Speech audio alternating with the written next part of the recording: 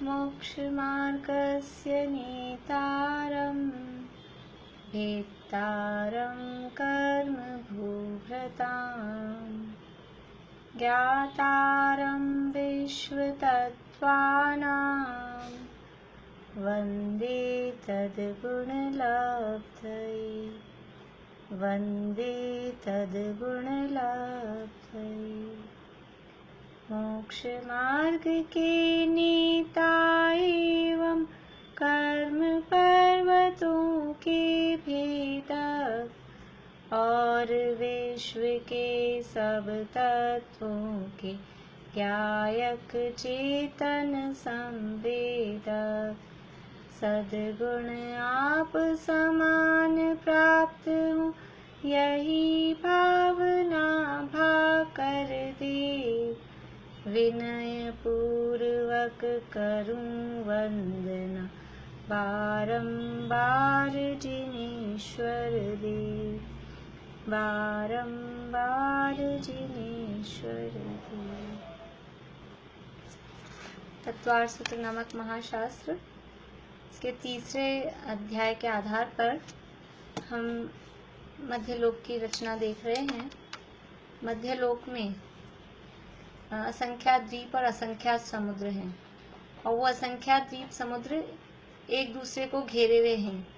सबसे पहले बीचों बीच एक जम्बू नाम का द्वीप है, फिर उसको घेरे हुए लवण समुद्र नाम का समुद्र, फिर उसके घेरे हुए एक द्वीप, फिर समुद्र, फिर द्वीप, फिर समुद्र, ऐसे एक दूसरे को घेरे हुए असंख्यात द्वीप समुद्र हैं। उनमें जो सबसे पहला जम्बू द्वीप है उसकी रचना हमने लगभग पूरी देख ली है जितनी हमको देखनी है। उस जम्बू द्वीप में 6 बड़े विशाल पर्वत हैं जिन्हें कुलाचल कहते हैं। हिमवन, महाहिमवन, निषद, नील, रुक्मी और शिखरी। इन 6 पर्वतों के कारण ये पूरा जम्बू द्वीप 7 क्षेत्रों में विभाजित हो गया। 7 क्षेत्र भरत, हेमवत, हरि, विदेह, रम्यक, हिरण्यवत और ऐरावत। जिन्हें याद हो वो मेरे साथ में अपने मन में रिपीट कर सकते हैं, अनम्यूट करके नहीं बोलना है। फिर इन जो 6 कुलाचल हैं, इन 6 कुलाचलों में के ऊपर 6 सरोवर हैं। पद्म, महापद्म, तिगिच्छ, केसरी, महापुंडरीक और पुंडरीक। इन 6 सरोवर पे 6 देवियां रहती हैं, श्री, हरि, धृति, कीर्ति, बुद्धि और लक्ष्मी। इन 6 सरोवरों से नदियां निकलती हैं, 14 नदियां निकलती हैं जो 7 क्षेत्रों में बहती हैं। एक एक क्षेत्र में 2-2 नदी बहती है। गंगा, सिंधु, रोहित, रोहितास्या, हरित, हरिकांता, सीता, सीतोदा, नारी, नरकांता, स्वर्णकूला, रूप्यकूला और रक्ता, रक्तोदा। इस तरह से ये 14 नदियां। ये तो मेन समझ लीजिए मोटी मोटी आउटलाइन जैसे जम्बू द्वीप की कि जम्बू द्वीप में क्या है ये है। लेकिन सबसे मेन एक इस जम्बू द्वीप के बीचों बीच नाभि के समान, जैसे शरीर में नाभि होती है वैसे ही लोक की नाभि कहें अथवा जम्बू द्वीप की नाभि कहें, सबसे बीचों बीच एक सुमेरु नाम का पर्वत है, सुदर्शन मेरु नाम का पर्वत है और 1,40,000 योजन उसकी ऊंचाई है। उस पर्वत पे 4 वन हैं और एक एक वन में 4-4 अकृत्रिम जिनालय हैं। 16 अकृत्रिम जिनालय उस सुमेरु पर्वत पर हैं और इस सुमेरु पर्वत पे ही सबसे ऊपर एक पांडुक नाम का वन है जहाँ पर पांडुक आदि शिलाएं हैं, जहाँ पर तीर्थंकरों का जन्माभिषेक होता है। इस सुमेरु पर्वत से जुड़े हुए ही 4 हाथी दांत के आकार के गजन पर्वत हैं। इन गजन पर्वतों पर भी एक एक अकृत्रिम जिनालय है। इन गजन पर्वतों के कारण वो जो एरिया है सुमेरु पर्वत के आसपास का वो अर्ध चंद्राकार हाफ सर्किल जैसा भाग में बट गया है। उत्तर वाले भाग को उत्तर कुरु कहते हैं और दक्षिण वाले भाग को देवकुरु कहते हैं। उत्तर कुरु में एक जम्बू नाम का वृक्ष है, देवकुरु में एक शालमली नाम का वृक्ष है और इन जम्बू शालमली वृक्षों पर भी एक एक अकृत्रिम जिनालय हैं। जो हम इन जम्बू शालमली वृक्षों के बाद में जो पूर्व की तरफ और पश्चिम की तरफ का जो हिस्सा, इनके कारण ये उत्तर कुरु और देवकुरु के कारण ये बीच का हिस्सा अलग हुआ, और पूर्व पश्चिम का जो हिस्सा है वो पूर्वी विदेह और पश्चिमी विदेह कहलाता है। विदेह क्षेत्र में पूर्वी विदेह क्षेत्र में सीता नदी बहती है और पश्चिम विदेह क्षेत्र में सीतोदा नदी बहती है। फिर जो पूर्वी विदेह क्षेत्र है, उस पूर्वी विदेह क्षेत्र में सीता नदी के उत्तर में 4 तो वक्षार पर्वत हैं और 3 विभंगा नदियां हैं। पूर्वी विदेह क्षेत्र में सीता नदी के उत्तर में 4 वक्षार पर्वत और 3 विभंगा नदियां हैं, जिसके कारण वो पूर्वी विदेह क्षेत्र के सीता नदी के उत्तर तट का जो हिस्सा है वो 8 भागों में विभाजित हो गया और वो 8 भाग 8 देश कहलाते हैं। और उसमें से प्रत्येक देश की रचना भरत और ऐरावत क्षेत्रों की जैसी है।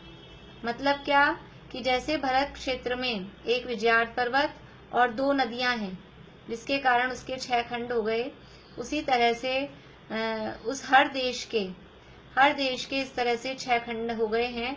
वहां पर भी एक विजयार्थ पर्वत है और पूर्वी विदेह क्षेत्र में सीता नदी के उत्तर तट, ये जैसे 8 हिस्से यहाँ हुए हैं सीता नदी के उत्तर तट पर, वैसे ही 8 हिस्से सीता नदी के दक्षिण तट पर हैं, वैसे ही 8 हिस्से सीतोदा के दक्षिण तट पर हैं और वैसे ही 8 हिस्से सीतोदा के उत्तरी तट पर हैं।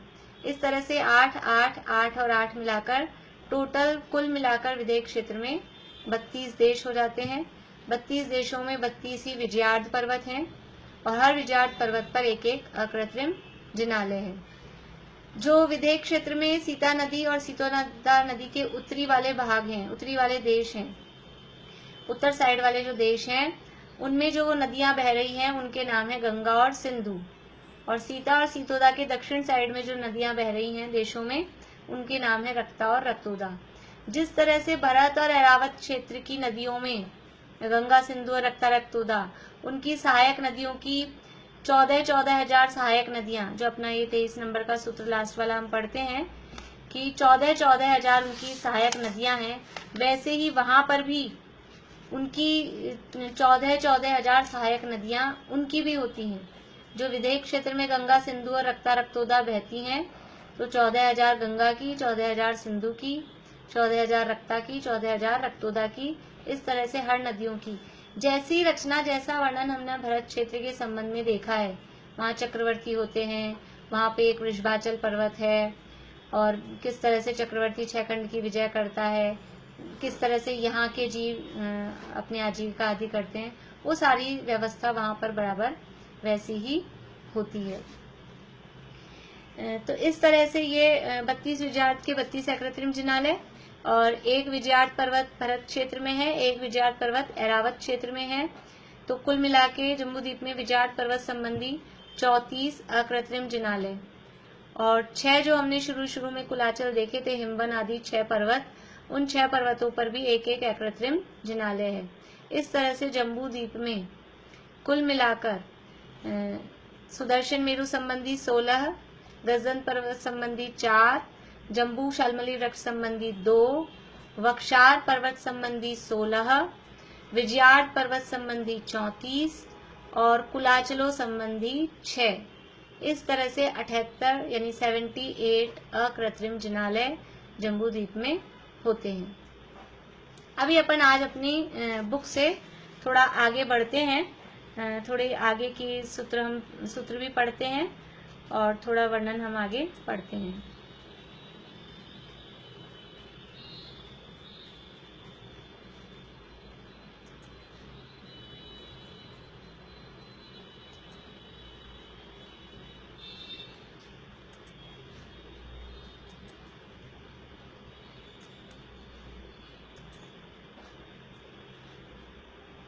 देखिए बुक मैंने यहाँ शेयर की है, जिनके पास पुस्तक नहीं हो वो स्क्रीन पे देख सकते हैं, अपनी स्क्रीन को आगे पीछे करके।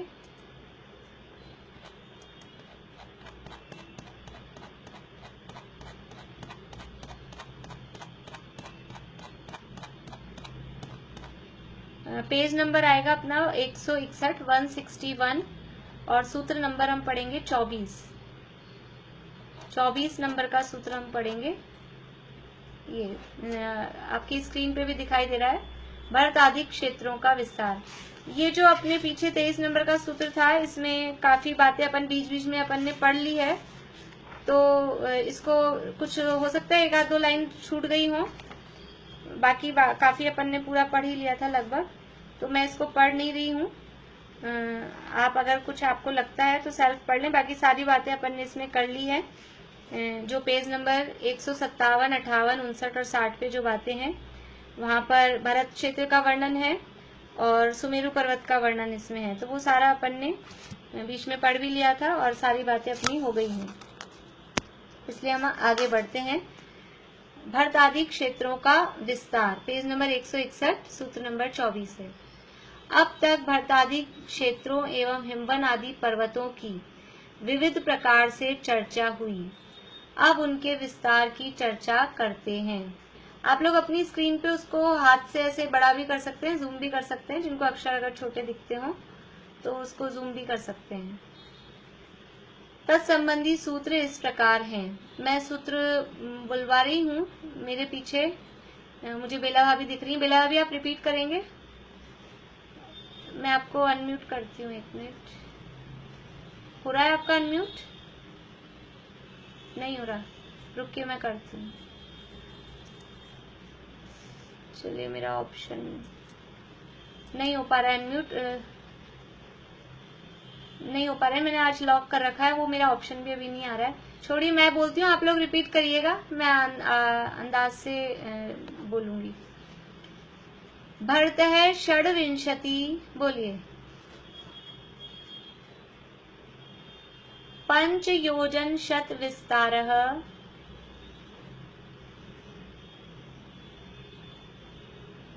षट् चैकोनविंशति भागा योजनस्य। सभी को बोलना है, सभी के लिप्स मुझे हिलते हुए दिखने चाहिए। फिर से बुलवा रही हूँ। भरत है षड्विंशति पंच योजन शत विस्तारः, बोलिए।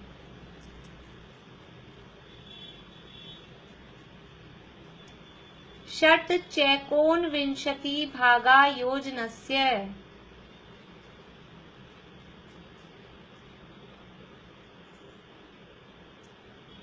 भरत है षड्विंशति पंच योजन शत विस्तारः, बोलिए।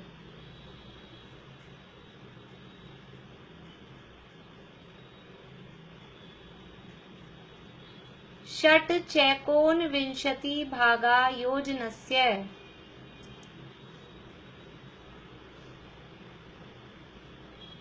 हाँ, पूरा सूत्र एक साथ बुलवाती हूँ अब। भरत है षड्विंशति पंच योजन शत विस्तारः, षट् चैकोनविंशति भागा योजनस्य।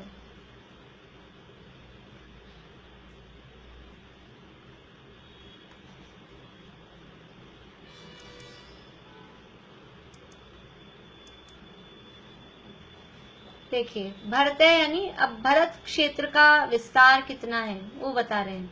भरत है यानी भरत क्षेत्र, षड यानी 6 और विंशति यानी होता है 20, तो 20 और 6 कितने हो गए? 26। षड विंशति यानी 26। पंच योजन, पंच यानी 5, योजन बीच में लगाया है। पंच शत, संस्कृत में एक्चुअल में क्या होता है, संस्कृत बहुत सरल भाषा होती है। जैसे इंग्लिश में तो नियम होते हैं, हिंदी में भी नियम होते हैं। पहले हम कर्ता लगाएंगे, यानी ऑब्जेक्ट होगा, सब्जेक्ट होगा, बीच में वर्ब होगी। इंग्लिश में और हिंदी में ऐसे नियम होते हैं। मैं विद्यालय जाती हूँ, तो हम ऐसे नहीं बोल सकते मैं हूँ जाती विद्यालय, ये तो वाक्य नहीं बनेगा, हिंदी में तो ये गलत हो जाएगा। लेकिन संस्कृत में ऐसा कुछ नियम नहीं है, कोई भी शब्द आगे पीछे इस तरह से उसमें रख सकते हैं। संस्कृत का इस तरह का नियम होता है। तो यहाँ योजन बीच में लिखा हुआ है, लेकिन योजन है बाद में वास्तव में पंचशत योजन है। शब्द क्या है? पंचशत योजन। तो भरत है यानी भरत क्षेत्र का विस्तार कितना है? षड्विंशति यानी 26 और पंचशत यानी 500। पंच यानी 5, शत यानी 100 और योजन यानी योजन। योजन यानी कितना बड़ा है?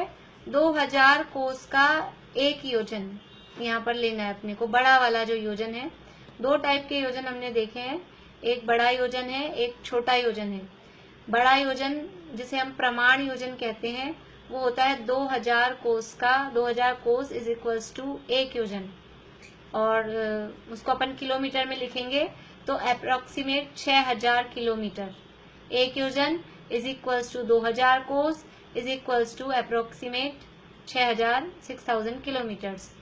और जो छोटा योजन है उसे व्यवहार योजन कहते हैं, वो होता है एक योजन इज इक्वल्स टू 4 कोस इज इक्वल्स टू 12 किलोमीटर लगभग अप्रोक्सीमेट। तो यहाँ जो अभी हमको भरत क्षेत्र का विस्तार लेना है वो बड़ा वाला 2000 कोस वाला योजन हमको समझना है। भरत क्षेत्र का विस्तार कितना है? 26 और 500, यानी 500 में 26 जोड़ना है तो कितने हो गए? 526 योजन। विस्तार का मतलब है कि उसकी ऐसा, जैसे हमने जम्बू द्वीप का विस्तार देखा 1 लाख योजन। 1 लाख योजन का मतलब है कि बीच में से लाइन खींची तो वो इस कॉर्नर से उस कॉर्नर तक कितनी दूरी है। ऐसे ही भरत क्षेत्र के बीच में अगर ऐसे लाइन खींचें तो दक्षिण से लेकर उत्तर तक की दूरी कितनी है, वो है उसका विस्तार। ये क्षेत्रफल नहीं है, पूरा एरिया नहीं है, ये विस्तार का मतलब है। जैसे ये देखिए आप, मैं बोर्ड पे बता रही हूँ, आप अपनी स्क्रीन, जो लोग अगर पीडीएफ देख रहे हैं स्क्रीन पे तो वो स्क्रीन खिसका के देखें।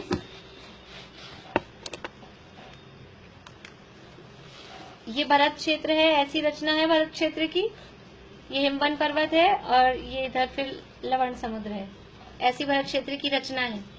तो ये कितना है? विस्तार का मतलब है ये यहाँ से लेके यहाँ तक का, ये है भरत क्षेत्र का विस्तार, यहाँ जो बताया जा रहा है।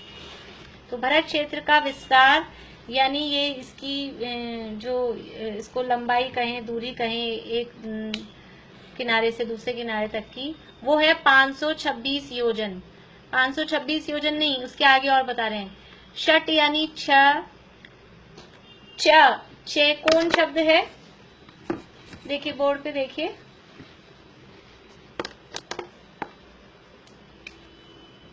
षट के बाद शब्द है चैकोन और आगे है विंशति। ये पूरा एक शब्द है, वहां डैश लगा हुआ है, इसका मतलब है पूरा एक शब्द है। षट चैकोन विंशति। षट तो यानी 6 है, अब इसका संधि विच्छेद क्या होगा? च प्लस 1 प्लस ऊन प्लस विंशति। ये 4 शब्द हैं इस एक शब्द में, और षट भी इसमें साथ में ही जुड़ा हुआ है, हमने लिखा नहीं है। षट,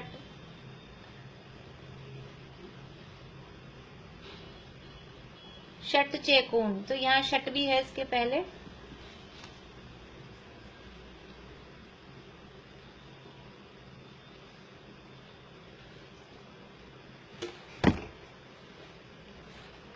षट यानी तो है 6 और च यानी होता है और, एक यानी तो एक होता है, ऊन का अर्थ होता है कम।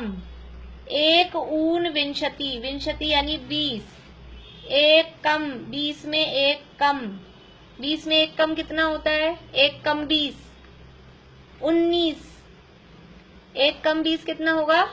19। तो क्या कह रहे हैं कि षट चेकोन विंशति भागा योजनस्य, यानी एक योजन, योजनस्य यानी एक योजन के 19 भागों में से 6 भाग, यानी ये तो अभी मैं सूत्र का अर्थ बता रही हूँ, इसको अपन अपनी भाषा में क्या बोलते हैं वो भी बताती हूँ। भरत क्षेत्र का विस्तार कितना है कि भरत है षड्विंशति पंच योजन शत विस्तार है, यानी भरत क्षेत्र का विस्तार 526 योजन और एक योजन के 19 भागों में से 6 भाग जितना, 526 और उसमें यानी 527 योजन पूरे नहीं है, 526 योजन तो पूरे, और फिर एक योजन में के अगर हम 19 भाग करें तो 19 भागों में से 6 भाग, इतना ये भरत क्षेत्र का विस्तार है। तो सीधे सीधे अपनी भाषा में हम क्या कहते हैं इसको ये षट चेकोन विंशति भागा योजनस्य, इसको हम कैसे लिखते हैं? हम लोग लिखते हैं 526 तो पूरे हैं, 526 सही 6/19, ये हम इसको इस तरह से लिखते हैं।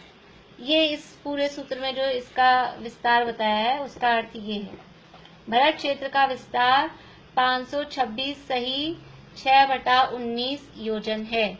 अभी हमको ये 6/19 लिखते हैं, इसका हमको भाव पता नहीं कितने लोगों को पता होता है कि कितने लोगों को नहीं होता है। ये सूत्र में उसका भाव खोला है। ये 6/19 का मतलब होता है कि एक कोई चीज है, एक यूनिट है, तो 1 के 19 हिस्से करें और उस 19 हिस्सों में से 6 हिस्से हमारे पास में हैं, वो होता है। जैसे 1/2 लिखते हैं, 1/2 का मतलब है कि कोई एक चीज है, उसके 2 हिस्से करो, उसमें से एक हिस्सा हमको, 1/2 यानी आधा। आधा बोलते हैं ना, किसी चीज का 1/2 पार्ट किया तो वो आधा। आधा मतलब कि उसके 2 हिस्से किए, एक चीज के 2 हिस्से किए, उसमें से एक हिस्सा हमारे पास है, दूसरा नहीं है।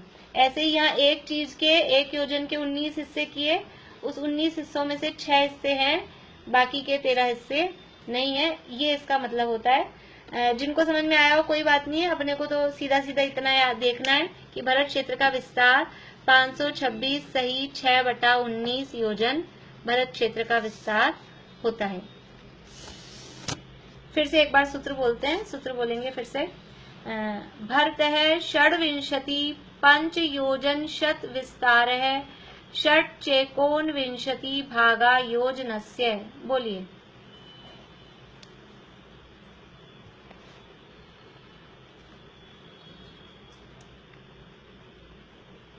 कुछ लोग मुझे चुपचाप बैठे हुए दिखाई दे रहे हैं, होठ क्यों नहीं हिल रहे?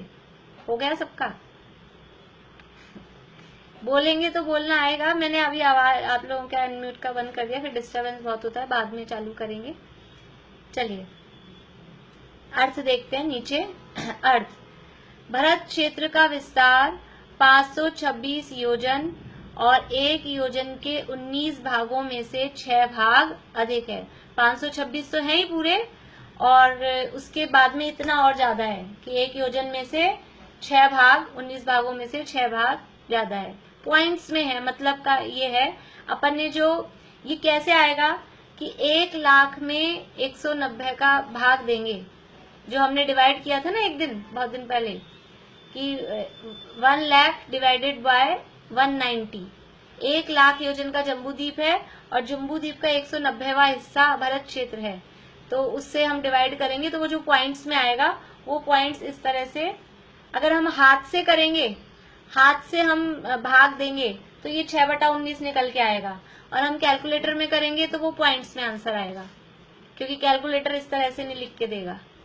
तो हाथ से अगर हम जब करेंगे ना तो वो ऐसा बच जाएगा 6/19। देखिए आगे अगला सूत्र, तद द्विगुण द्विगुण विस्तारा। बोलिए।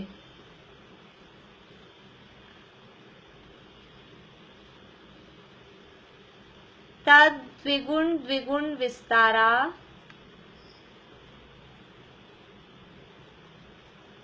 वर्षधर वर्षा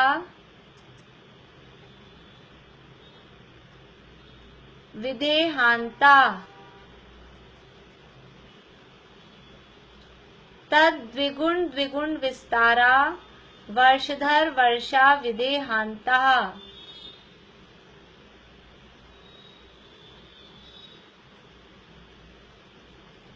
तद द्विगुण द्विगुण विस्तारा वर्षधर वर्षा विदेहांता।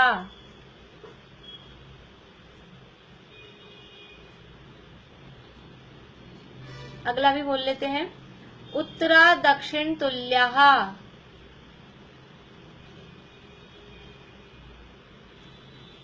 उत्तरा दक्षिण तुल्याः।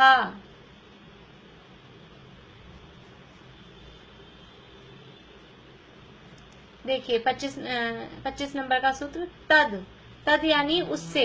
यहाँ एक क्षेत्र का जो सबसे, समझ लीजिए दक्षिण में था, हमारी तरफ से कहें तो हमारी तरफ से सबसे पहला था, उसका एक का एरिया हमको बता दिया कि भरत क्षेत्र का विस्तार 526 सही 6/19 योजन है। अब आगे वालों का कैसा है कि तद यानी उससे, द्विगुण यानी दुगुना, द्वि यानी दो, गुण यानी गुना, 2 टाइम्स, 2 गुना। तद द्विगुण उससे दुगुना, द्विगुण दुगुना, उससे दुगुना दुगुना। विस्तारा यानी विस्तार है, उस भरत क्षेत्र का जितना विस्तार है उससे दुगुना दुगुना विस्तार है। किसका विस्तार है? वर्षधर, वर्षधर कहते हैं पर्वतों को। और वर्षा, वर्षा यानी वर्ष, वर्ष कहते हैं क्षेत्रों को। जैसे हमारे भारत देश का नाम प्राचीन काल में हिस्ट्री की बुक्स में देखेंगे तो भारत देश का नाम भारत वर्ष है। वर्ष का अर्थ होता है देश या क्षेत्र। तो उस, और जो देशों का विभाजन करते हैं या क्षेत्रों का विभाजन करते हैं या क्षेत्रों को धारण करते हैं उनको कहते हैं वर्षधर, यानी वो कहलाते हैं पर्वत। वर्षधर शब्द का अर्थ है पर्वत और वर्ष शब्द का अर्थ है क्षेत्र। तो उस भरत क्षेत्र से दुगने दुगने विस्तार वाले वर्षधर यानी पर्वत हैं और वर्षा यानी क्षेत्र हैं। कहाँ तक है? विदेह, विदेहांता, विदेह तक, विदेह अंत, विदेह तक, अंत यानी वहां तक, विदेह क्षेत्र तक भरत क्षेत्र से दुगने दुगने विस्तार वाले पर्वत और क्षेत्र हैं। ये इसका अर्थ है। देखिए नीचे से अर्थ देखें पुस्तक में, विदेह क्षेत्र तक के पर्वत और क्षेत्र भरत क्षेत्र से दूने दूने, दूने यानी दुगने दुगने विस्तार वाले हैं। ये हम पहले देख के आए हैं ये बातें। मेरे हिसाब से अपने को सबको पता है। भरत क्षेत्र का जितना विस्तार है ये 526 सही 6/19 योजन, इससे दुगना विस्तार जमीन पर फैलाव हिमवन पर्वत का है। जब हमने हिमवन पर्वत की रचना देखी थी तो हिमवन पर्वत की हाइट तो है 100 योजन और फैलाव कितना है 1052 और फिर वो 12/19 वो जो पॉइंट्स में है। तो भरत क्षेत्र का जितना विस्तार है उससे दुगुना हिमवन पर्वत का है। तो हिमवन पर्वत का जितना विस्तार है उससे दुगुना हेमवत क्षेत्र का विस्तार, विस्तार मतलब एक कॉर्नर से दूसरे कॉर्नर तक की उसकी दूरी। फिर हेमवत क्षेत्र का जितना विस्तार है उससे दुगना विस्तार महाहिमवन पर्वत का है। ऐसे कहाँ तक दुगुना करना है कि विदेह क्षेत्र तक, विदेह क्षेत्र तक ये दुगना दुगना विस्तार है। फिर विदेह क्षेत्र के आगे क्या होगा? तो कह रहे हैं उत्तरा दक्षिण तुल्या, जो उत्तर वाले हैं विदेह क्षेत्र के उत्तर वाले जो जितने भी पर्वत और क्षेत्र हैं वो सब जैसे विदेह क्षेत्र के दक्षिण में पर्वत और क्षेत्र हैं वैसे वैसे उतना उतना विस्तार उन पर्वतों का और उन क्षेत्रों का होता है। देखिए अर्थ देखिए नीचे, विदेह क्षेत्र से उत्तर के 3 पर्वत और 3 क्षेत्र दक्षिण के पर्वत और क्षेत्रों के समान विस्तार वाले हैं। आगे पुस्तक में ही पढ़ रहे हैं हम।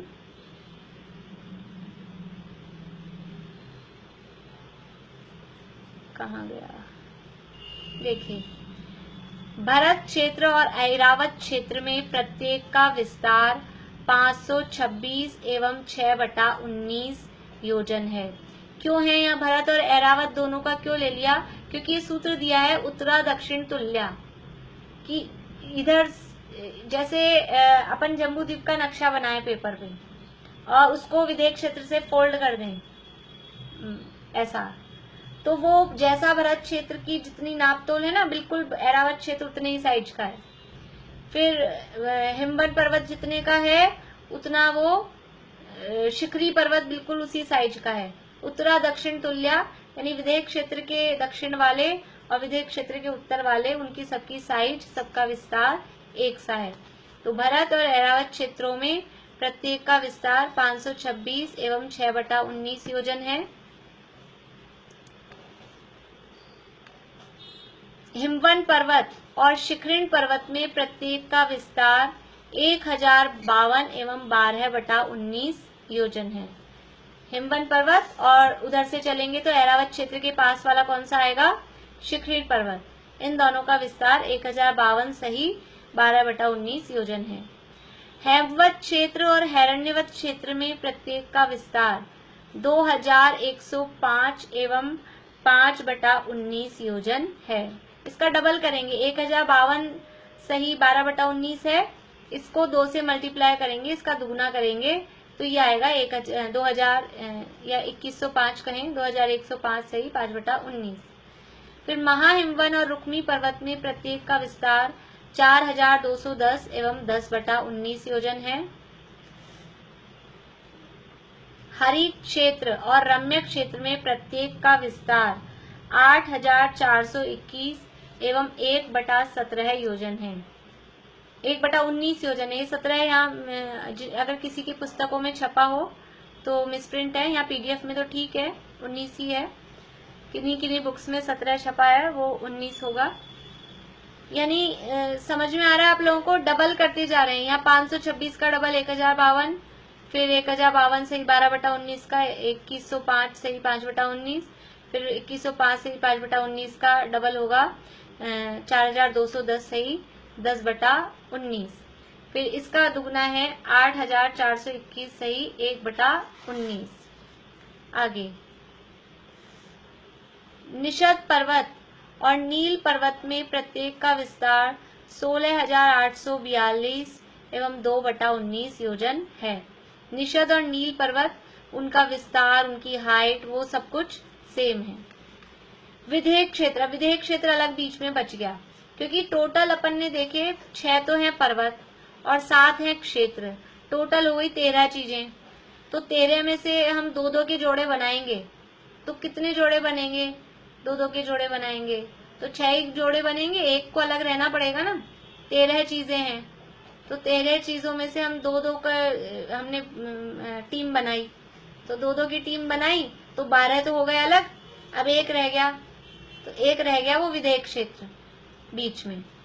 विधेय क्षेत्र का विस्तार 33,684 एवं 4/19 योजन है। ये जो विधेय क्षेत्र का विस्तार कहा है, इस विधेय क्षेत्र के विस्तार में पूरा एरिया है, सुमेरु पर्वत, देवकुरु, उत्तर कुरु, भद्रशाल वन, वो सारा एरिया, और फिर पूर्व विधेय, पश्चिम विधेय, वो सारा एरिया ये 33,684 और 4/19 योजन में पूरा एरिया है। यहाँ अभी विधेय क्षेत्र कहा है पूरे एरिया को, और अभी जो हमने रचना समझी थी उसमें बीच वाला उत्तर कुरु, देवकुरु को हमने अलग कर दिया था, पूर्व विधेय और पश्चिम विधेय, वो विधेय क्षेत्र अलग हो गए थे। लेकिन यहाँ जो विस्तार कहा है वो पूरा एक सा कहा है। देखिए समझ में आया या नक्शे में देखना है? एक आध दो लोग मुझे गर्दन हिला के बताएंगे तो समझ में आ जाएगा। मुझे समझ में आ गया। अभी फिर नक्शे में और देख लेंगे, या फिर देख लेते हैं आगे, अगला विषय दूसरा आ रहा है, नक्शे में देखते हैं।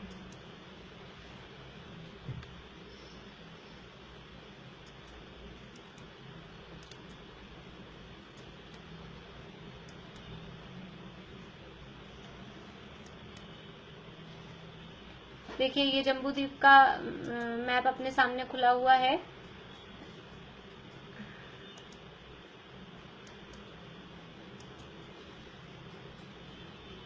जूम करने में तो फिर ये पूरा आएगा नहीं।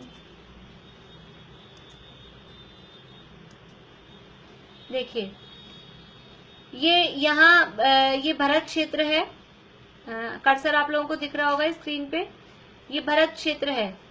ये पूरा जो सफेद दिख रहा है इतना, ये भरत क्षेत्र है, बिल्कुल ऐसा का ऐसा। ये 526 सही 6/19 योजन का भरत क्षेत्र था, बिल्कुल ऐसा का ऐसा ये ऐरावत क्षेत्र है, 526 सही 6/19 योजन का। फिर भरत क्षेत्र के उत्तर में हिमवन पर्वत है, तो हिमवन पर्वत के बराबर ही साइज का ये है शिखरी पर्वत, इधर ऐरावत क्षेत्र के उत्तर में। फिर हिमवन पर्वत के बाद में हेमवत क्षेत्र है, तो हेमवत क्षेत्र के जैसा का जैसा यहाँ इधर है हिरण्यवत क्षेत्र। फिर हिरण्यवत क्षेत्र के बाद में रुक्मी पर्वत है, रुक्मी पर्वत के जैसा का जैसा सेम टू सेम साइज का महाहिमवन पर्वत है। फिर महाहिमवन पर्वत के बाद में इधर हरि क्षेत्र है, हरि क्षेत्र के जैसा साइज से बिल्कुल ये रम्य क्षेत्र, ये रम्य क्षेत्र में है। और रम्य क्षेत्र के बाद में नील पर्वत है, तो नील पर्वत के जैसा समान आकार वाला है निषद पर्वत। यानी एक प्रश्न आप लोगों के लिए है कि 2-2 की जोड़ी बनानी है। जम्बूद्वीप के क्षेत्रों की और पर्वतों की दो दो की जोड़ी बनानी है समानता के आधार पर। तो किस किस की जोड़ी बनती है? भरत की और ऐरावत की।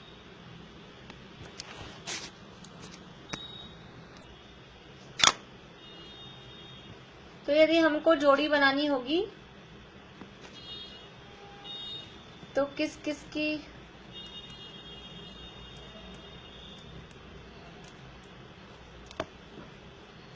हाँ, यदि हमको जोड़ी बनानी है क्षेत्रों में और पर्वतों में, तो किस किस की जोड़ी बनाएंगे वो यहाँ पर अपन ने पढ़ा भी था और अभी देखा भी है। विधेय क्षेत्र ऐसा है वो बिना जोड़ी का रह जाएगा। बीच वाला जो विधेय क्षेत्र है उसका कोई जोड़ीदार नहीं है। विधेय क्षेत्र के दक्षिण की रचना और विधेय क्षेत्र की उत्तर की रचना वो समान है। और भरत क्षेत्र से स्टार्ट करेंगे तो भरत क्षेत्र से आगे पर्वत और क्षेत्र दुगने दुगने विस्तार वाले होते जाएंगे विधेय क्षेत्र तक। और यदि हम ऐसा कहें विधेय क्षेत्र से आगे बढ़ रहे हैं तो विधेय क्षेत्र से नील पर्वत का विस्तार कितना होगा? विधेय क्षेत्र से नील पर्वत का विस्तार कितना होगा? दुगना, चौगुना, कैसा? बोलो प्रीति। आधा। आधा। विधेय क्षेत्र के बाद हम नील पर्वत पे जाएंगे तो विधेय क्षेत्र से आधा नील पर्वत का हो जाएगा। फिर नील पर्वत से आगे उधर हम जाएंगे रम्य क्षेत्र में, तो रम्य क्षेत्र का विस्तार नील पर्वत से फिर आधा। यानी भरत क्षेत्र से चलेंगे हम ऐरावत क्षेत्र तक तो भरत क्षेत्र से विधेय क्षेत्र तक तो दुगना दुगना करता जाएंगे और विधेय क्षेत्र से जब आगे बढ़ेंगे तो विधेय क्षेत्र से फिर आधा आधा करते जाएंगे, क्योंकि अभी हमने दुगना किया था इसलिए वो फिर उसको ऐसे आधा करेंगे तब हमको मिलेगा। और नहीं तो सिंपल जैसे अपन ने जोड़ी बनाई है कि भरत ऐरावत, हिमबन पर्वत और शिखरी पर्वत, इस तरह से वो जोड़ी बनाकर भी अपन सेम देख सकते हैं। अभी किसी को प्रश्न हो तो पूछिए पहले। आप सेल्फ अनम्यूट कर सकते हैं।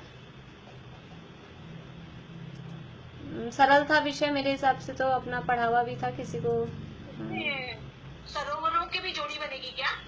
हाँ, सरोवरों की भी जोड़ी बनेगी बिल्कुल। और उनके कमलों की भी? हाँ, जैसे सेम इधर है, क्योंकि वो पर्वत की जोड़ी बनाई है तो पर्वत पे जो भी रचनाएं हैं वो बराबर सेम वैसी की वैसी हो जाएंगी। तो ऊपर तक ही डबल डबल हो रहा है तो बराबर कैसे हुआ? ऊपर तक डबल डबल नहीं हो रहा, केवल बीच तक डबल हो रहा है। 16,000 क्यों आया? 16,000 2/19 क्यों आया? नीचे है तो नील पर्वत। ये 8,421 है ना हरी और रम्य का, उसका डबल करेंगे तो 8,421 का 16,882 ये इसका डबल हो जाएगा। देखो में और हेगन क्षेत्र में जैसे 1 तो 5 कैसे आया? मतलब 2105/5 से 5/19 आया। आप करेंगे ना, आप अपने हाथ से एक बार करेंगे तो आपको पता लग जाएगा कैसे आया। उसको दुगना करेंगे तो ऐसा ही आएगा। कैलकुलेटर में देखिए, एक मिनट रुकिए। दुगना तो आ जाएगा, दुगना तो आ जाएगा, पर आधा कैसे हो रहा है? देखिए हाँ, आधा कैसे हो रहा है वो मैं बता रही हूँ। और पहले जो जिनको ये 5 और 5 बटा समझ में नहीं आ रहा, देखिए बटा वाली जो संख्या होती है ना, बटा वाली संख्या को दुगना करने का यानी उसमें वो प्लस करने के नियम अलग होते हैं, थोड़ी सी गणित है वो। तो उसको जब जोड़ते हैं तो उसको जोड़ेंगे ना, हाथ से हम सॉल्व करेंगे।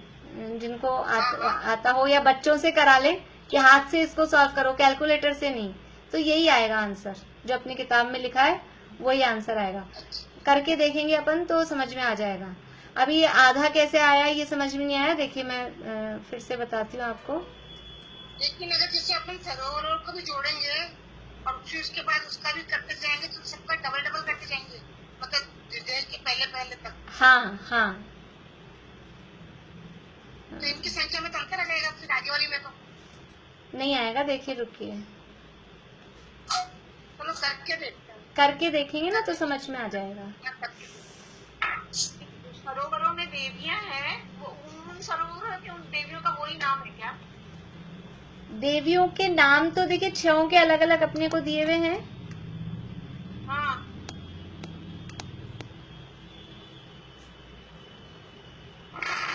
एक मिनट रुकिए। आप लोगों को पीडीएफ दिख रही है स्क्रीन पे?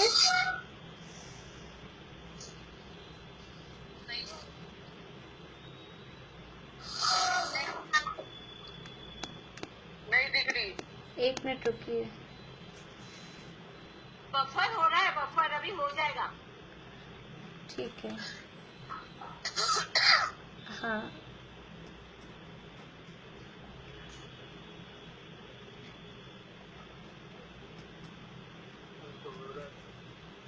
देखिए मैप दिखा? नहीं सब दिख जाएगा मेरे ख्याल से। दिख गया? देखिए हाँ, देखिए ये यहाँ भरत क्षेत्र है, दक्षिण में सबसे नीचे, अपन नीचे जिसे बोलते हैं, ये भरत क्षेत्र है। भरत से क्षेत्र से दुगना एरिया हिमवन पर्वत का है। हिमवन पर्वत से दुगना एरिया है हेमवत क्षेत्र का। हेमवत क्षेत्र से दुगना है महाहिमवन का। महाहिमवन से दुगना है हरि क्षेत्र का। हरि क्षेत्र से दुगना है निषद पर्वत का। और निषद पर्वत से दुगना विस्तार है ये विदेह क्षेत्र का। तो ये जो सूत्र है, म्यूट हुई हो जाइए सभी लोग, अनम्यूट रखने में ये चक्कर है। देखिए ये जो अपना सूत्र था, तद द्विगुण द्विगुण विस्तारा वर्षधर वर्षा विदेहांता, कि उस भरत क्षेत्र से विदेह क्षेत्र तक जितने भी पर्वत हैं और क्षेत्र हैं वो दुगने दुगने विस्तार वाले हैं और एक दूसरे से दुगने दुगने विस्तार वाले हैं। ऐसा नहीं अकेला भरत क्षेत्र से दुगना। भरत से दुगना हिमवन है, हिमवन से दुगना हेमवत है क्षेत्र, हेमवत क्षेत्र से दुगना महाहिमवन पर्वत है, महाहिमवन से दुगना हरि क्षेत्र है, हरि क्षेत्र से दुगना निषद पर्वत है और निषद पर्वत से दुगना एरिया है विदेह क्षेत्र का। एरिया मीन्स वो उसका विस्तार। विस्तार का अर्थ यही समझना है। विस्तार का अर्थ पूरा क्षेत्रफल नहीं है, ये आप लोग ध्यान रखना। विस्तार का अर्थ है जैसे भरत क्षेत्र में ये यहाँ से लेके और हिमवन पर्वत तक टच करें तो ये कितना है, ऐसे ही विदेह क्षेत्र में ये निषद पर्वत की कॉर्नर से नील पर्वत की कॉर्नर तक का एरिया कितना है, ये एक इतनी दूरी, वो विस्तार है। पूरा एरिया तो वो अलग है, उसकी कैलकुलेशन वो मैं आपको नहीं बता रही हूँ, फिर वो संख्याएं कंफ्यूजन हो जाएगा। अपने को यही याद रखना है, भरत क्षेत्र का विस्तार 526 सही 6/19 योजन है। ठीक है, तो ये यहाँ तक दुगना दुगना हुआ। अब इसके आगे जाएंगे हम, विदेह क्षेत्र के आगे नील पर्वत। तो विदेह क्षेत्र से कंपैरिजन करेंगे तो नील पर्वत कितना है विदेह क्षेत्र का, आधा है कि दुगना है? तो विदेह क्षेत्र का आधा है नील पर्वत, क्योंकि ये जो विदेह क्षेत्र के इधर की रचना और विदेह क्षेत्र के इधर की रचना ये समान है। तो निषद पर्वत से दुगना था विदेह क्षेत्र, तो हम इसको दूसरी तरह से बोलें कि विदेह क्षेत्र से आधा है निषद पर्वत। देखिए अपन कुछ ऐसी इजी संख्या ले लेते हैं। आ गया समझ में? जैसे समझ लीजिए निषद पर्वत है, निषद पर्वत की ऊंचाई, निषद पर्वत की ऊंचाई 400 ऊंचाई है। ये तो निषद पर्वत का विस्तार है 16,000, समझ लीजिए 16,000 योजन है ना। और फिर विदेह क्षेत्र का विस्तार है 32। वैसे जैसे भरत से अरावत विदेह तक पहुंचे हो ना, वैसे ही अरावत से विदेह तक काल करके बताओ। हाँ, एक मिनट। जैसे मान लीजिए निषद पर्वत का विस्तार है 16,000, तो विदेह क्षेत्र का कितना होगा? देखिए 32 नहीं है इसमें, हाँ 32 नहीं है, अपन मान रहे हैं क्योंकि वो उसमें आगे पॉइंट्स में और है। तो ये है विदेह क्षेत्र का विस्तार और ये है निषद पर्वत का। तो निषद पर्वत से विदेह क्षेत्र कितना है? दुगना, 16 दूनी 32, दुगना हो गया। अब इधर से देखें विदेह क्षेत्र से निषद पर्वत कितना है? तो विदेह क्षेत्र का है निषद पर्वत आधा है। अब ये निषद पर्वत का जितना विस्तार है उतना ही विस्तार इधर नील पर्वत का है, नील पर्वत का भी उतना ही विस्तार है। तो नील पर्वत का भी समझ लीजिए 16,000 है। तो विदेह क्षेत्र से कितना हुआ नील पर्वत का विस्तार? आधा की दुगना, आधा हो गया। समझ में आ रही है बात? विदेह क्षेत्र बीच में है। विदेह क्षेत्र से यदि हम चलेंगे, देखिए भरत क्षेत्र से चल रहे हैं तो भरत क्षेत्र से दुगना दुगना विस्तार होता जा रहा है विदेह क्षेत्र तक। अब विदेह क्षेत्र से आगे बढ़ेंगे तो फिर आधा आधा होता जाएगा, फिर 8,000, फिर 4,000, फिर 2,000, ऐसा जो भी पर्वत क्षेत्र है, ये अपन ने माना है संख्या इजी करने के लिए, ऐसा तो है ना। तो ये अगर इस बोलने का अपने को देखने का तरीका है, हम कैसे देख रहे हैं, हम विदेह क्षेत्र की तरफ से देख रहे हैं कि हम भरत क्षेत्र की तरफ से देख रहे हैं या हम ऐरावत क्षेत्र की तरफ से देख रहे हैं, उस आधार पे उसको कहा जाएगा। हाँ मीनू दी, आप क्या पूछ रहे हैं, अब बोलिए मीनू दी। आप क्या पूछ रहे थे, आप बताइए। मैं ये बोल रही थी, भारत से जैसे विदेह तक पहुंचे ना, वैसे आप से भी कहोगे तो डबल होता जाएगा। हाँ जाने के लिए, हाँ दोनों तरफ से हाँ जाने के लिए। हाँ ठीक है। आधा बोलने में लोग कंफ्यूज हो रहे हैं। हाँ तो उनको बोलो उधर से भी सेम बढ़ाएंगे तो इधर आधा बोला जाएगा। हाँ इधर से बढ़ाएंगे तो उधर आधा बोला जाएगा। ठीक है आगे समझ में आ गया। हाँ से भी आ जाओ, आ गया समझ। चलिए, और किसी को समझ में नहीं आई हो ये बात, सभी को आ गई समझ में? हाँ, और किसी को कुछ पूछना है? हाँ दीदी, ये हाँ, 25 नंबर का सूत्र है ना दीदी, हाँ वो एक बार ये कैसे बोलेंगे, मतलब हाँ। पहले वही नहीं यार। मैं बोल रही हूँ, आप रिपीट करिएगा, और कोई भी रिपीट नहीं करेंगे, आप रिपीट करिएगा। तद्विगुण द्विगुण विस्तारा, बोलिए। द्विगुण द्विगुण क्या? द्विगुण द्विगुण, द्विगुण ना? हाँ द्विगुण। द्वि लिखा है ना, द्विगुण। चलिए अभी और किसी से बुलवाएंगे, अभी अपन सूत्र बोलेंगे तब देख लेंगे, आ जाएगा आपको। और किसी का प्रश्न है कुछ? एक ये इसमें आपकी शायद किताब में ये एक शायद मिसप्रिंट है क्या, आप बता देंगे? हरि क्षेत्र और रम्य क्षेत्र में प्रत्येक का विस्तार 8,421, नहीं ये तो है ही, इसके बाद जो है हेमवन और हिरण्यवन क्षेत्र में प्रत्येक का विस्तार 2,105/9, 9 की जगह शायद 19 होना चाहिए। हाँ वहाँ भी 19 सही है, सही है। नहीं 19, वो मैंने तो लाइन लगा ली तो मुझे दिखाई नहीं कि मिसप्रिंट है। देखिए पेज नंबर जो अपना चल रहा था 161 पे, जिनके पास भी पुस्तकें हैं, नए एडिशन में तो ठीक होगा, पुराना एडिशन किसी के पास में है तो नीचे से छठी लाइन है, हेमवत क्षेत्र और हिरण्यवत क्षेत्र में प्रत्येक का विस्तार 2,105 एवं 5/9। फिर ये जो ब्रैकेट में लिखा है, ये यहाँ पे भी 9 गलत है, 19 होना चाहिए, और ब्रैकेट में भी 9 लिखा है, इसको भी ब्रैकेट वाले को भी 19 करना है, वो मिसप्रिंट है। हाँ वो मैंने बता दिया था, मैंने उसी समय बता दिया था, वो ये 17 मिसप्रिंट है, 19 है, ये भी 19 है, 17 मिसप्रिंट है। सब में नीचे 19 ही आएगा, बटा वाली संख्या में सब में नीचे 19 ही आएगा। ये वाला तो मैंने पढ़ते समय ही बताया था।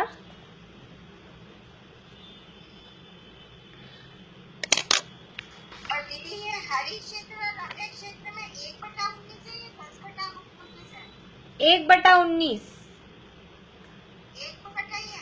हाँ कि 10 आएगा? 1/1 है। फिर भी एक बार थोड़ा जिनको कंफ्यूजन है वो सॉल्व करके देख लें। जो ऊपर वाली संख्या है 4,210 सही 10/19 को दुगना करके देखें तो यही आना चाहिए, 1/19 ही आएगा। अगले वाले में 2/19 है ना, 1/19 ही आएगा।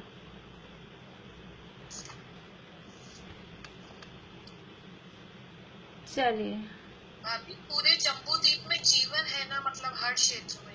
हाँ पूरे जम्बू द्वीप में, हाँ पूरे जम्बू द्वीप में मनुष्य रहते हैं, तिर्यंच रहते हैं और देव रहते हैं। पर्वतों पे अनेक जगह पर हमने देखे व्यंतर देवों के हैं, कहीं भवनवासियों के हैं। क्षेत्रों में भी अनेक जगहों पर जहाँ वृक्ष वगैरह हैं वहां पर ये व्यंतरादियों के निवास स्थान होते हैं। इसके अलावा भरत क्षेत्र में और ऐरावत क्षेत्र में, विदेह क्षेत्र में तो मनुष्य और तिर्यंच रहते ही हैं। जो हेमवत, हरि, रम्यक, हिरण्यवत ये क्षेत्र हैं, इनमें भी मनुष्य और तिर्यंच रहते हैं। वो भोग भूमियां हैं, उनकी चर्चा हम कल से शुरू करेंगे, काल चक्र वाली चर्चा। कल से हम काल चक्र की चर्चा शुरू करेंगे। बहुत इंटरेस्टिंग चर्चा है, मजा आएगा सबको। और अभी ये जो रचनाएं हैं ये भूलनी नहीं है, ये वापस आगे धातु खंड में वहां काम आएंगी। और एक बात और मैं आपको बता देती हूँ, कल हम ट्रायल का पेपर रखते हैं। जो लोग पहली बार दे रहे हैं, जिन लोगों ने दिया हुआ है वो दें चाहे नहीं दें, उससे कोई फर्क नहीं पड़ता है। कुछ 7 या 8 प्रश्न मैं आपको दूंगी। पेपर सबमिट कैसे करना है, पेपर को किस तरह से भरना है, वो आपको उसमें देखना है। तो एक लिंक टाइम मैं ऐसे करती हूँ, 12 बजे से लिंक डाल दूंगी। जिसको जब सुविधा हो, क्लास की छुट्टी नहीं करेंगे, जिसको जब सुविधा हो वो कर ले 3 बजे से पहले तक, ठीक है। तो अपना जो ग्रुप है उसमें मैं 12 बजे लिंक डालूंगी। एक लिंक आएगी आप लोगों के पास में ब्लू कलर की, उस लिंक पे आप क्लिक करेंगे तो गूगल में वो आपको क्वेश्चन पेपर खुल जाएगा। आवाज नहीं आ रही है? आवाज क्यों नहीं आ रही? रुकिए मैं म्यूट कर देती हूँ सभी को, कोई भी अनम्यूट नहीं करना आप।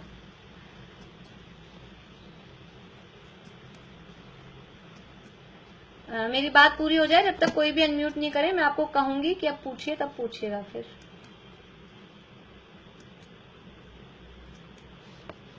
तो ये लिंक आएगी, लिंक आने के बाद में उस लिंक पे आपको क्लिक करके, जो लोग पहली बार देंगे वो अच्छे से ध्यान से सुन लें। फिर वो फॉर्म खुलेगा पेपर का, उसमें सबसे पहले एक ईमेल पूछी जाएगी, तो आपको ईमेल एड्रेस भरना है। उसमें ईमेल आईडी क्या होती है, मतलब एक ईमेल की अपनी आईडी होती है, वो जिनकी बनी हुई हो वो ठीक है, जिनकी नहीं बनी हुई हो घर में किसी की भी डाल देनी है, जो भी है ना। अगर कौन ऐसे हैं जिनके घर में कोई नहीं है, बच्चे कोई ऐसे हैं तो हाथ खड़ा करें। हाँ नहीं है मेरे पास, मेरे यहाँ कोई नहीं है दिन में। आशा आंटी बोल रहे हैं? हाँ मेरे पास दिन में नहीं है ना, तो मैं आपको अभी से बता रही हूँ, शाम को तो मिल जाएंगे, शाम को या सुबह। सुबह तो रहेंगे, शाम को भी रहेंगे, रात को रहेंगे तो सुबह, और सुबह जल्दी रहेंगे। तो मैं ऐसा करती हूँ, कल दिन भर चालू रखती हूँ, मैं उस लिंक को दिन भर चालू रखती हूँ। और जिनके दिन में हो वो दिन में करें, जिनके रात में हो। पर किसी अगर घर में कोई है, घर में कभी भी कोई, आप अब मत बोलिए, ठीक है, ठीक है। जरूरी है क्या ईमेल आईडी डालना? हाँ, उसके बिना सबमिट नहीं होगा। अभी अब मेरी पूरी बात सुनिए आप लोग। ईमेल आईडी डालना जरूरी है, उसमें हर चीज भरना जरूरी है, जो आपसे पूछी जाएगी। मैं बोल रही हूँ एक बार, सभी चुप रहेंगे, अब कोई नहीं बोलेगा 2 मिनट तक। ये लिंक किस पे, ईमेल आईडी पे आएगा क्या? पहले मेरी पूरी बात सुनिए, 1 मिनट रुक जाइए, मैं बता रही हूँ, ध्यान से सुनिए सारी बातें, ठीक है। फिर कुछ नहीं आए समझ में तो फिर पूछेगा, एक बात ध्यान से सुनिए। जो अपना जूम पाठशाला ग्रुप है, उस जूम पाठशाला ग्रुप पे एक लिंक आएगी, मैं आज ही डाल देती हूँ, ठीक है। आज रात में 8 बजे से मैं चालू कर देती हूँ उसको, और जिसको जब सुविधा हो। लेकिन जिनके घर में कोई है, कभी भी कोई मिलता है सुबह दोपहर शाम में, तो किसी के साथ बैठकर ही करें, ठीक है ना। तो आप सीख लें उनसे, क्योंकि जब पेपर होगा तो पेपर तो दिन में ही होगा, फिर आपको दिन में कोई नहीं मिलेगा तो फिर आप कैसे कर पाएंगे। पेपर अपन क्लास के टाइम पे ही रखते हैं, जो टाइम क्लास का होता है उसी टाइम पे। तो उसमें मेल आईडी है, नाम, आपके हस्बैंड नेम, फादर्स नेम जो भी है, और फोन नंबर, और आप कहाँ से हैं, एड्रेस, जगह, सिटी, कुछ ये तो जनरल बातें हैं, मोबाइल नंबर, वो तो सब आपको आ जाएंगी। ईमेल एड्रेस भी भरना जरूरी है, हर चीज भरनी जरूरी है। तो वो मेल आईडी आप अच्छे से उसको ध्यान से सही भरें।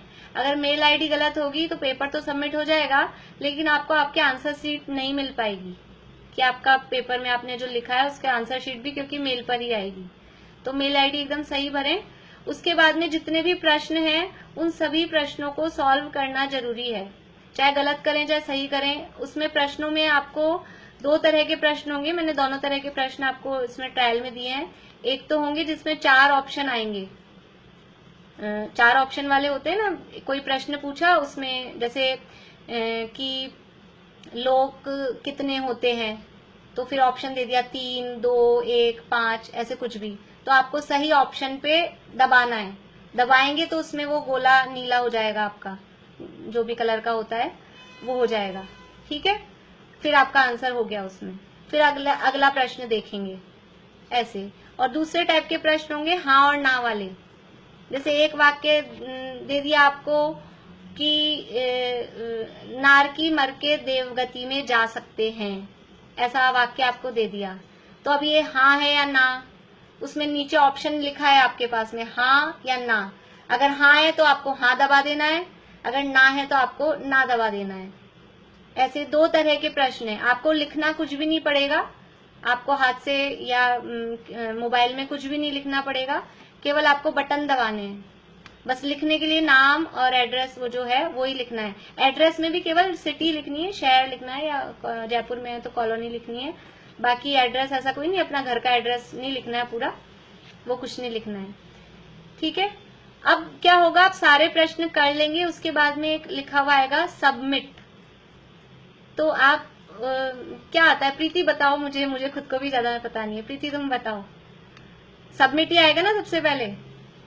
अनम्यूट, 1 मिनट रुको, मैंने ऑप्शन बंद कर दिया। हाँ अब बोलो, अब चालू करो। क्वेश्चन के बाद वो वेरीफाई का ऑप्शन आएगा, गूगल के कुछ फोटो आएंगे। पहले वेरीफाई आएगा, पहले वेरीफाई आएगा। अच्छा ठीक है, मैं बोलती हूँ फिर तुम अभी रुकना। सारे प्रश्न आपके हो जाएंगे, उसके बाद में कुछ फोटोएं आएंगी आपके सामने। गूगल की तरफ से कुछ प्रश्न आता है, कुछ फोटो वो दिखाता है, और उसमें एक प्रश्न लिखा होता है कि इनमें से पहचानिए। जैसे कभी वो इसमें से ट्रैफिक सिग्नल कौन सा है, ऐसा, इसमें से गाड़ी कौन सी है, कार कौन सी है, जीप कौन सी है, कुछ भी हो। अब वो सबका अलग अलग होगा, हर बार अलग अलग होगा, वो कभी भी एक सा नहीं होगा। तो वो उसमें ही सबसे ज्यादा समस्या है। तो उस प्रश्न को ध्यान से, कठिन कुछ भी नहीं है, वो जो चित्र पूछ रहा है वो चित्र कौन सा है वो चित्र आपको बताना है। वो ऐसा वेरीफाई करता है कि कहीं आप कोई कंप्यूटर तो नहीं हो, आप कोई रोबोट तो नहीं हो, आप इंसान ही हो ना, जीवित हो ना। वो चेक करने के लिए वो ये प्रश्न पूछता है। अब वो अपने हाथ में नहीं है, उसको अपन हटा नहीं सकते, वो आएगा ही आएगा। और बताओ प्रीति, किस तरह का आता है वो? हाँ बस यही आएगा भाभी, और उसमें कोई टेंशन नहीं है। मतलब वो यदि गलत भी टिक हो जाएगा तो दोबारा दूसरा आ जाएगा, तीसरा आ जाएगा, मतलब होगा ही होगा, वो गलत नहीं होगा उसकी वजह से।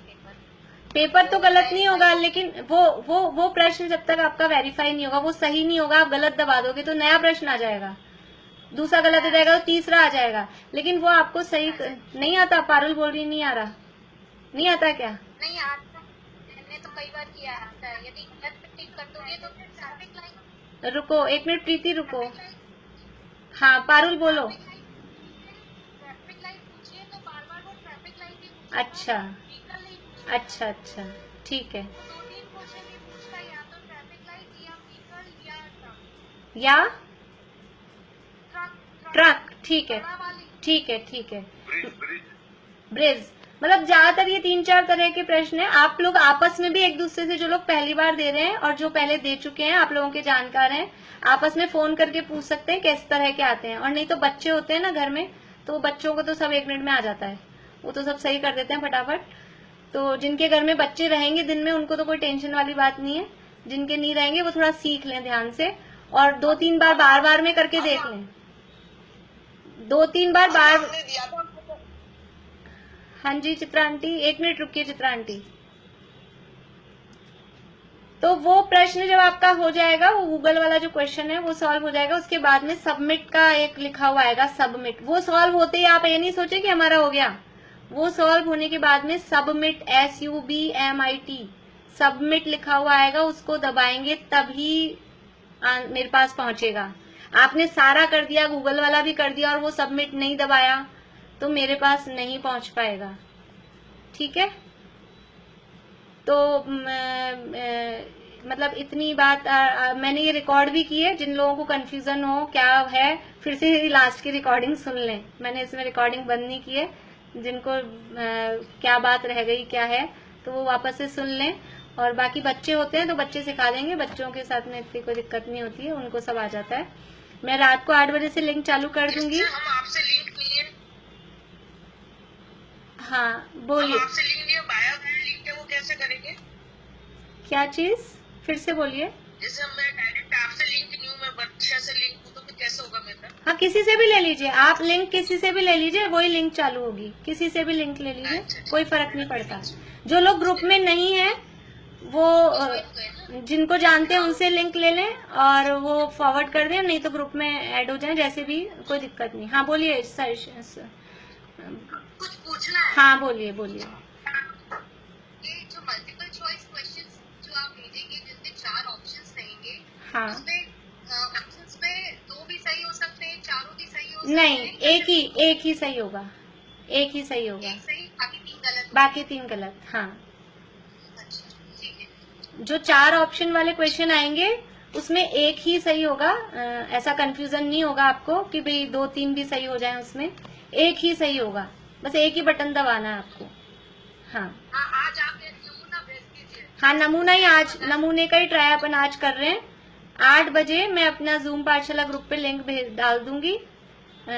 जिसको जब सुविधा हो तो आज ही तक रखें या कल तक उसको चालू रखें।